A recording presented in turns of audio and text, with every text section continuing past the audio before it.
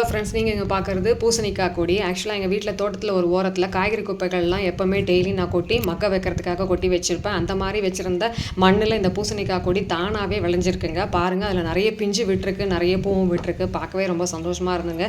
நான் எதிரே பார்க்கல இந்த மாதிரி அது தானாக முளைக்கணும்னு எனக்கு தெரியவே தெரியாது. திடீர்னு இலையெல்லாம் எடுத்து பார்க்கும்போது நிறைய பிஞ்சு இருந்தது.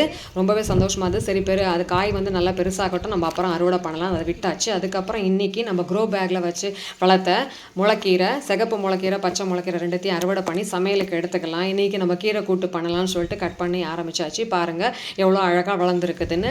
இதில் கொஞ்சம் லேசாக பூச்சி தாக்கம் இருந்ததுன்றதுனால நான் வந்து வேப்ப எண்ணெயை வந்து சோப் வாட்டரில் கலந்து அடிச்சிருந்தேன். இப்போ பார்த்திங்கன்னா பூச்சி தாக்கம்லாம் இல்லாமல் இலை வந்து நல்லாவே அழகாக வளர்ந்துருந்தது. சரி, இதுக்கு மேலே விட்டால் ரொம்ப முத்தி போயிடும், டேஸ்ட் நல்லா இருக்காதுன்னு சொல்லிட்டு இலசாக இருக்கும்போதே கட் பண்ணி எடுத்துடலான்னு சொல்லிட்டு இன்றைக்கி இந்த கீரையை அறுவடை பண்ண ஆரம்பித்தாச்சு. தரையிலையும் நிறைய நான் விதை போட்டு வச்சுருந்தேன். இது மாதிரி கீரையெல்லாம் விதை போட்டு இப்போது என் வீட்டில் நான் கீரை வெளியிலே வாங்காமல் நான் என் வீட்லேயே விளைவிச்சு நான் சமையலுக்கு அப்பப்போ எடுத்து யூஸ் பண்ணுறேன். அந்த மாதிரி நம்மளே விளைவிச்சு நம்ம வந்து சமையலுக்கு யூஸ் பண்ணி சாப்பிடும்போது நமக்கு சத்தும் கிடைக்கிறது, அட் த சேம் டைம் நம்ம மனசுக்கு ஒரு சந்தோஷமும் ஒரு நிறைவாகவும் இருக்குதுங்க. உங்களுக்கு இந்த வீடியோ பிடிச்சிருந்தா லைக் பண்ணுங்கள், என்னோட சேனலை சப்ஸ்கிரைப் பண்ணுங்கள். தேங்க்ஸ் ஃபார் வாட்சிங்.